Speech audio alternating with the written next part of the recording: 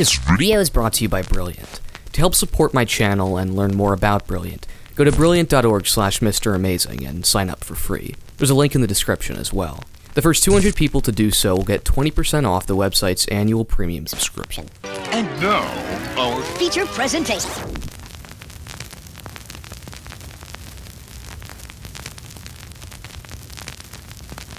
Anxiety is, quite frankly, horrible. And if you deal with it, you didn't need me to tell you that. I've always had, I think, a very detail-oriented attitude about everything I did, and so, in that way, I'd say I've personally dealt with it ever since I was born. I've always felt some kind of pressure to strive after perfection, I think. In school, it was, and is, now that I'm at university, the perfect grade. In sports, it was the perfect score. Online, it was, and continues to be, the perfect graphic, the perfect camera shot, the perfect audio alignment, the perfect formulation of my thoughts in the script, the perfect everything. And if I didn't pursue that perfection, I knew nothing would happen, and I still know that. But in my heart and in my gut, I continue to feel this force pressing down, as though if I didn't do exactly what it guided me to, then all hell would break loose, and I would be a failure, and I wouldn't be good enough, and I would never be good enough, and whatever else that I could conjure to keep me doing exactly what I had to. Of course, it never mattered if I actually reached that perfection, because inevitably in doing so, I would create a new perfection for me to strive after anyway. In that way, perfection was always out of reach. 1/3 of Americans are showing signs of anxiety or depression during the coronavirus pandemic. That's according to a U.S. Census study. But they said about 50% of the 1,000 people that were surveyed felt more anxious than last year. Colleges around the country are reporting more cases of depression, anxiety, and suicide among students more than ever before. Chronic stress, like being overworked or having arguments at home, can affect brain size. It's something in your brain that you can't control. After hell, it was the worst nightmare that you could imagine. These are what I like to refer to as existential anxieties, and not everybody is going to experience them. And for that reason, I'd put them right in the middle between general and personal anxieties. General anxieties are something I think almost everybody will experience. Simply feeling stressed or worried in response to something that's external to you, whether it be your job or your friends or something like that. For that reason, these are referred to in psychological literature as state anxieties. And in America, because this is at the broadest level stress, it is a part of everyday life on an ever-increasing basis. According to Gallup polling data, it is on the rise, quite substantially, actually. Over half the U.S. population experiencing, quote, a lot of stress in the past day. YouGov polling data corroborates this, finding that half of Americans often worry about things outside of their control. Polling from the American Psychiatric Association also confirms this, finding that 2 in 3 people were extremely or somewhat anxious about health and safety for themselves and their families. Again, the important takeaway is that the Gallup and APA data seem to indicate that all of this is following an upward trend.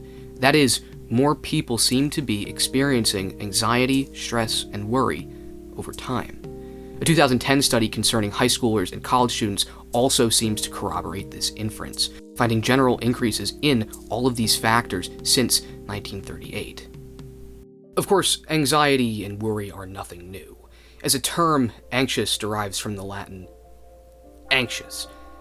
Nailed it. Itself from the Latin angere, meaning to choke, relating the often described experience of anxiety as a compressive force pushing down or choking someone. As a psychiatric condition, we could go back even further to the Greek physician Hippocrates, who diagnosed various cases of what we would today diagnose as social anxiety disorder. To help people deal with this and the stressors of life more generally speaking, philosophers were often invoked. Plato, famously speaking of training both the body and the mind in music and gymnastics, such that one could be free from worldly stresses. Later, the Latin Stoics would speak of achieving tranquillitas, the work of becoming a sage, having an undisturbed peace of mind, a tranquility, and a freedom from the worries of the world. Later, in the 1800s, various philosophical movements such as existentialism would repeat this call.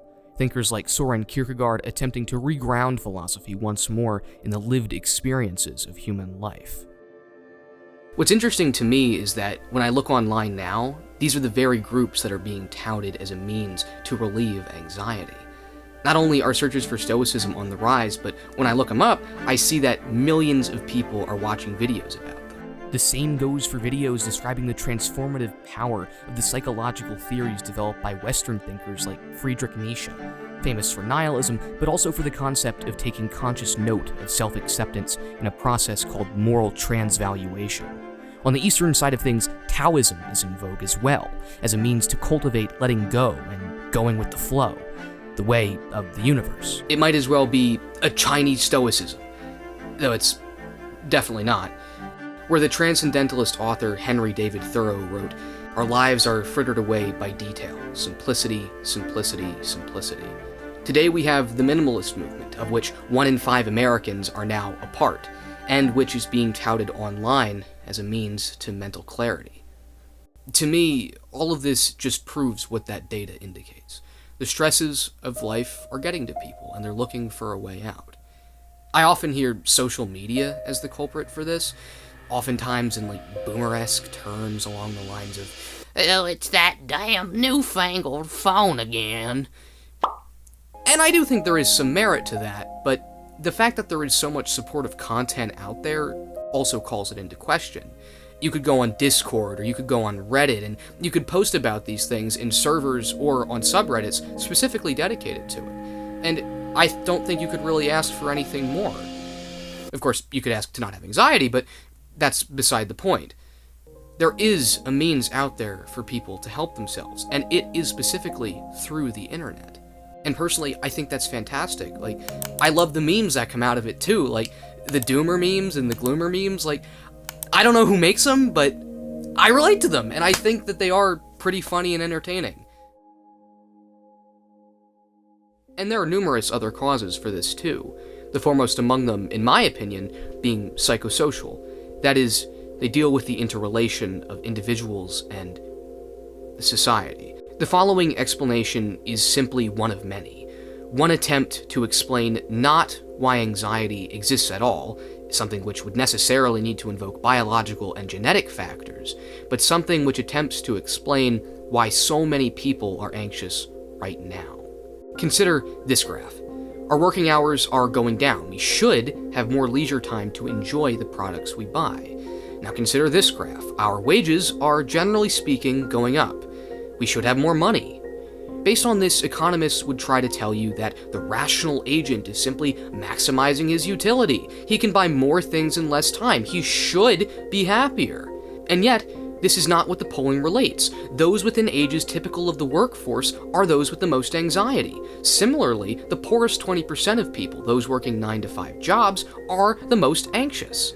Current data thus seem to indicate what Marx theorized in the 1800s, that everything cost money. That competition in modern work is socially alienating, and that not only does that lead to lives that are more difficult, but that when people are constantly bombarded with messages telling them to consume products as a means to overcome that alienating life, they don't feel any better. In fact, they feel a lot worse.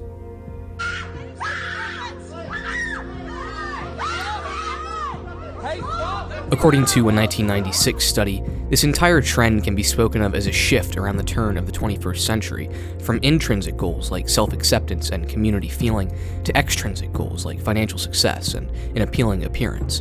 Things consuming beauty products or pushing oneself to work harder, for instance, will facilitate.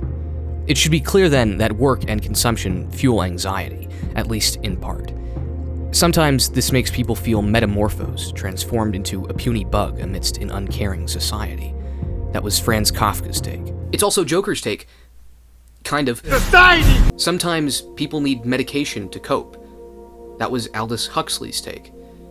As philosopher Rick Roderick said in the 1990s, I don't know how long American society would hold together if it was not a society of addicts. When you think of the leading drugs, and all of them are like either Valium or Prozac, you know, and then look at the drugs the kids take, look at ghetto drugs, look at the normal and official drugs, which are very powerful, like alcohol and cigarettes. The truth of the matter is Marx was wrong. Religion is not the opium of the people. Today, opium is the opium of the people. It works better. Likewise, not only is there a higher prevalence of stress and worry in America compared to the rest of the world, the rate of clinical diagnoses of anxiety is as well. The consequence of this is that America is indeed at the forefront of antidepressant consumption, drugs like Prozac and Valium, which also treat anxiety. Don't take this as a denigration of these drugs, however. There's evidence that heart disease develops in part due to one's social environment, and if you don't want to die from that, you should probably take your medication for it. The same goes for anxiety as well. This information rather exists to demonstrate the following correlation. Just as American individuals subjectively report higher rates of anxiety, so too does the American medical system objectively report higher prescriptions of anxiety medication. Thus, subjective and objective data both seem to support the conclusion that Americans are increasingly anxious. Because America has also witnessed a shift to products as a source of life value, and because consumption rates seem to correlate with all of this information, social pressures to work, provide, pay your bills, and consume thus seem to be the origin of anxiety as a cultural issue. Of course, all of this also intersects with numerous other instances of injustice as well, economic and otherwise. Women are far more likely to experience anxiety than men. African Americans are more likely to experience PTSD than Caucasians. And those in the LGBTQ community are more likely to experience numerous comorbidities than their cis and heterosexual counterparts. Thus, in addition to economic pressures, such social minority groups witness their own social pressures, whether it be the pressure of women to conform to idealized notions of femininity, or of LGBTQ individuals to fit into social roles which are entirely distinct from their personal identities. In either case, such pressures seem to manifest as clinical conditions. Again, I have to make clear that this is one explanation of many, one which in and of itself leaves out a lot of information and is thus a gross oversimplification of the facts. There are arguments from the growth of the media and technology, some psychiatrists going so far as to recommend that their anxious and depressed patients don't watch the news, something I'm sure Donald Trump is not helping to make any easier. China. This, of course, is the flip side of social media as well, and how it plays into one's existential anxieties.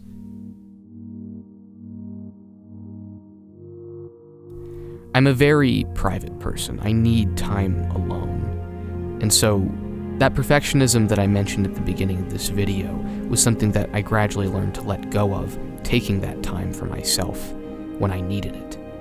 Likewise, it and other related existential anxieties got much worse when I got to college and could no longer have that space where I could freely decompress from social pressures.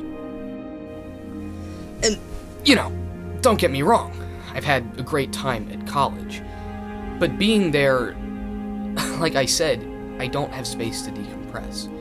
I always feel like I'm comparing myself with others, like I'm in competition with them. And that's not even an internal thing, that's in part because I have to be. The grading curve forces me to do so. There have been times this year where I would, with a couple of my friends in similar classes, calculate the number of points available in a class, the number of people available in a class, the ratio of people that will actually get an A based upon the grading curve, and then the minimum number of points required to actually meet that threshold. To do that and to maintain those assumptions, I have to be generally aware of how everybody else is doing in the class at any given point in time. And of course, all of that is in addition to actually studying and becoming proficient in the course material. Of course, all of that is anxious nonsense, what Alan Watts would call mental chatter. But at the same time, all of it is informed by what I think are very real economic anxieties concerning getting a job, that psychosocial explanation that I mentioned. When social conditions are intrinsically competitive, when you're comparing resumes and GPAs with people all the time, and when you're predicating your self-worth on how many service trips you've done, or whether you've got the right things on that resume, or whether you've got the right number of things on that resume, you can't help but be constantly asking, they have that on their resume, they've done these things, I haven't done those things, when can I do them, how can I do them, who will they look good to, when will they look good to them, how can I do it? Am I gonna be good enough to actually do anything I want to? Am I good enough? Period. And the thing is, I'm not even alone in these thoughts. Go on Reddit, go on College Confidential. You're gonna see students in high school and now in middle school too, comparing SAT scores, starting businesses and nonprofits. Like, I don't even understand how people have the time and the resources for that. It is mind-boggling to me. In any case, these are all axiological questions. That is, they're based on value and worth. And I could keep asking them until the end of time. Indeed, anybody could. And I would never get any answers because they simply don't exist. Am I good enough? To who? When? Where? Why? On what grounds? How can you tell? You can't. Because all of those things are contextual. They depend on too many different factors to really know. But if I want to compete with people, I have to make up those answers, and indeed, I have to make up the questions too, because everybody else is. And, to some extent, they do get results, but at the cost of my sanity and my peace of mind. These are mental processes that I alternately call problem-solving, dichotomization, and an overstepping of mental bounds. The overstepping, I think, is somewhat obvious. It's exactly what I've just related, trying to look for solutions where none exist. In doing so, I ultimately go beyond the limits of what I can know, and thus the limits of what I can say as well. Problem solving is like the antecedent to all of that. It is the actual asking of questions, where questions really need not be asked at all. As a result, when it comes to dichotomization, it is almost like the binding framework which relates those antecedents to their solutions, those consequences. That is, it is the breaking down of the world into two separate categories, black and white, either or, right or wrong, good or bad. And in that way, it is ultimately a reductionist account of things. It is trying to look for control where I ultimately can't have any. Instead of 500 possibilities, all of which I could never fully know, fully understand, or fully relate to, I only have two. The right one and the wrong one.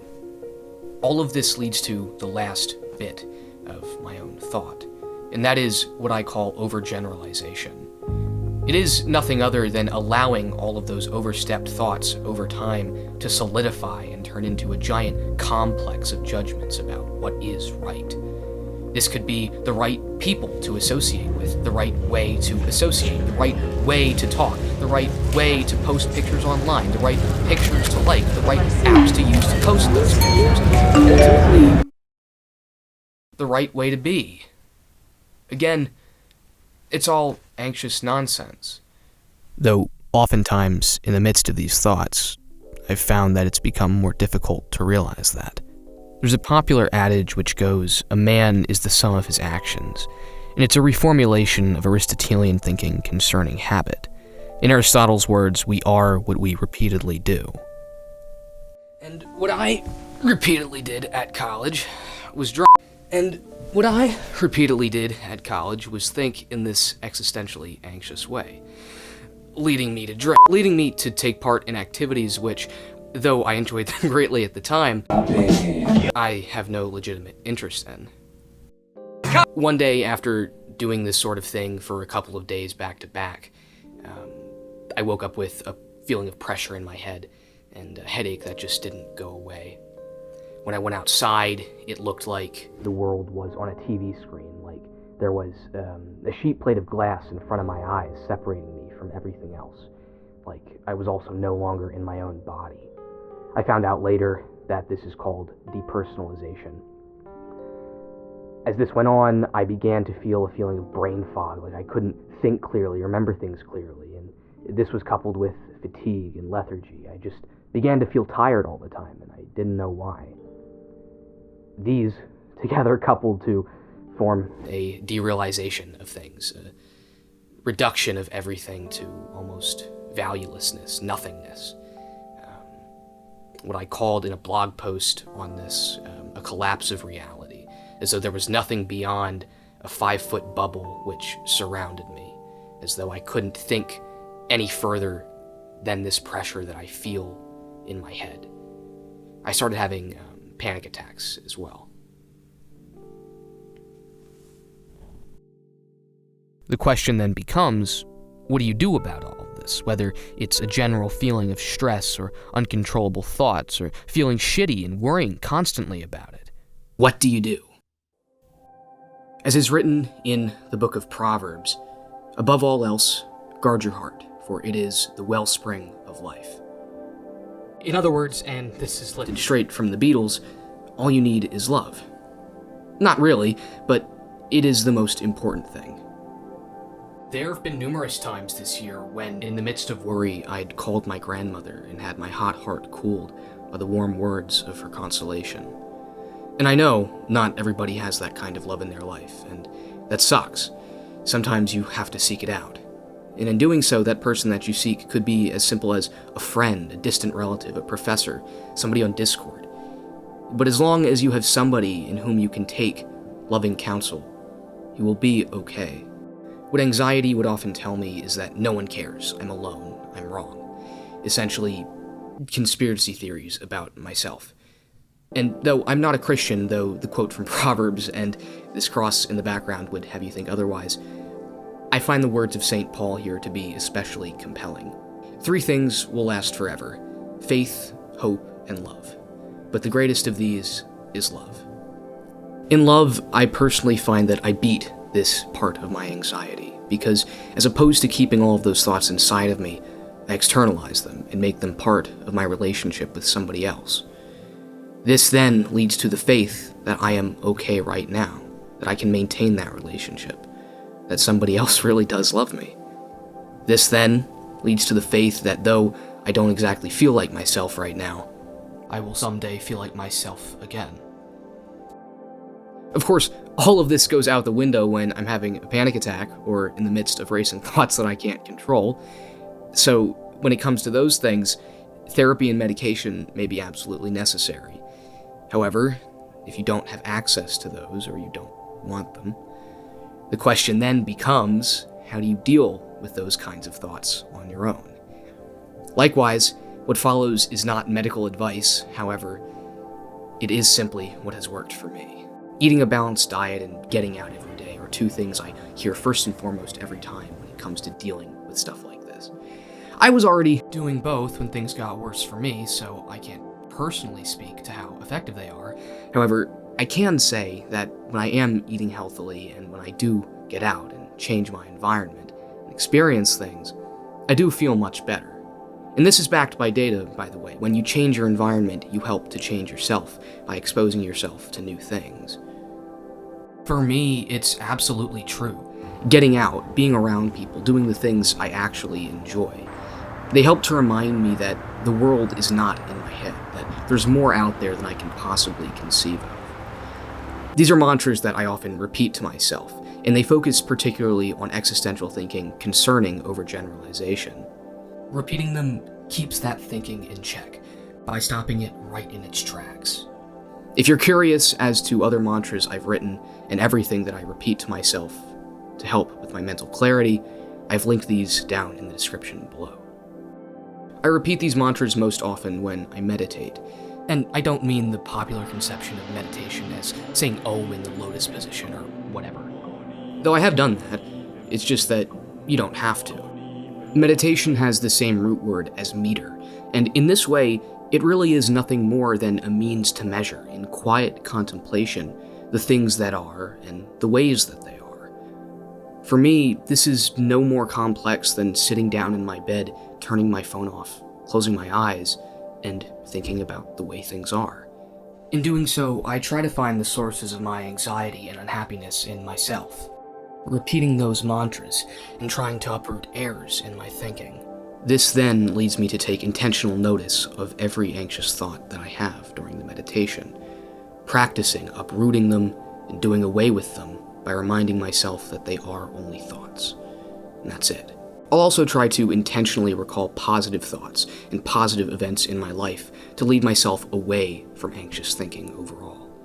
I'll couple this with deep breathing as well. The entire process I would liken to a kind of mental housekeeping, something you just have to repeatedly do to keep yourself neat and tidy in the head. And it can suck, but again, we are what we repeatedly do. Sometimes I'll write this entire thought process down as my meditation, taking an inventory of everything I take issue with in my life, what's in my control, what's out of my control, then everything that's positive in my life, and then trying to reconcile those four categories together. This I think of more so as a mental exercise, keeping my mind fit, as I would keep my body fit. And it's also partly influenced by Stoic thinking, so I think it really does help. Likewise, I'm sure you've noticed that this video is full of references to literature and philosophy. In case you haven't guessed, I read quite a bit, and I can't recommend the therapeutic benefits of it enough. Reading for me is like participating in a dialogue with the greatest minds who've ever put their thoughts to paper. Maybe not that one, but even so, when I don't have anybody else to talk to, I often find that reading is the next best thing. That it leads me out of anxious thoughts in a similar way to a relationship because it brings new information in. It's like looking at the world through somebody else's eyes, the best eyes, really, and finding truth in a perspective that is different from your own. I'll have a full list of books mentioned or referenced within this video in the description, but if you're specifically interested in calming anxious thoughts, then I recommend Epictetus's Handbook and Lao Tzu's Tao Te Ching. They're both freely available online and can be read within a day. The first is a Stoic classic of actually treating your thoughts and judgments with care, learning what is and isn't in your control. And the second, like I mentioned earlier, is a handbook of how to live a simpler, calmer life, which, again, like I said, intersects very heavily with Stoic thinking.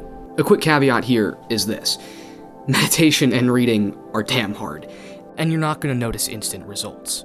Specifically because of what I mentioned earlier concerning habits. We are as we've done. And to be frank, reading and meditation require modes of thinking and being that are quite the opposite of what anxiety forces us to think and be. This then means that you're not going to feel better instantly. I didn't. But I found that as I continued to do both of these things more, I did feel better in the very fact that I was doing them. Likewise, if you're creatively inclined, there are equal, if not superior, therapeutic benefits to self-expression. And even if you're not creatively inclined, you could give it a try.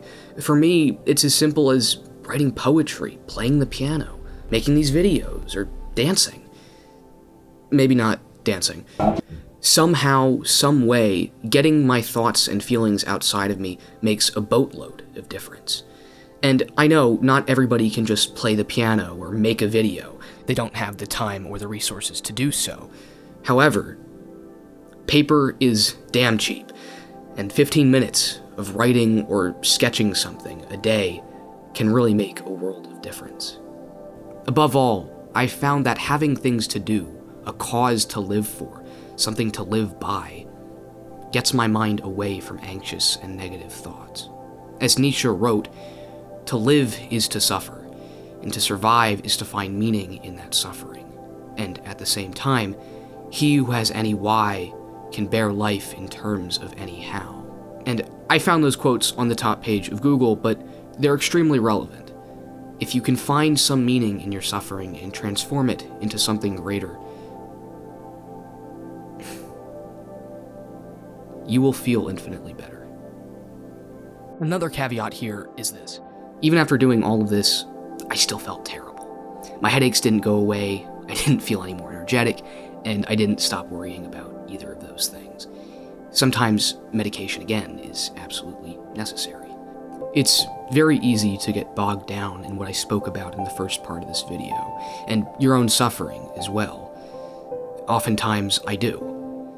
And for that reason, above all, in addition to all of these supplements and strategies, I try to remember and keep in the front of my mind that life is fundamentally good. And I know that's a very tough pill to swallow sometimes. In fact, a lot of the time. But it is true. Of course, nobody's going to take away the pressures of the world tomorrow. It's because of that I try to remind myself that the most I can do is accept the things I cannot change, find courage to change the things I can, and grow in the wisdom to know the difference. I hope that some of what I've said in this video has helped someone. And I also hope that no matter who you are and what you're going through, that you feel better. And with that, this has been Mr. Amazing. Thanks for watching.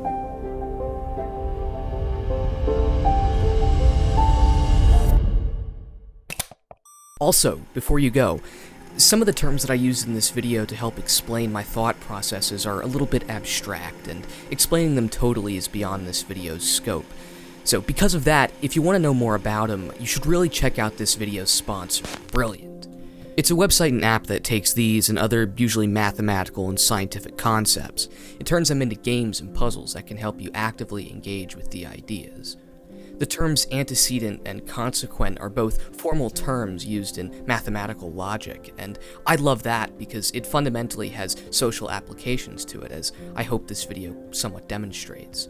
This is exactly how Brilliant teaches you logic, through social applications, examples, and explanations that are there if you trip up along the way. So if you want to learn more about logic, Brilliant more generally speaking, go to brilliant.org/Mr. Amazing and sign up for free. There's a link in the description too. Also, the first 200 of you that use that link will get 20% off their annual premium subscription. So if that interests you, definitely check it out.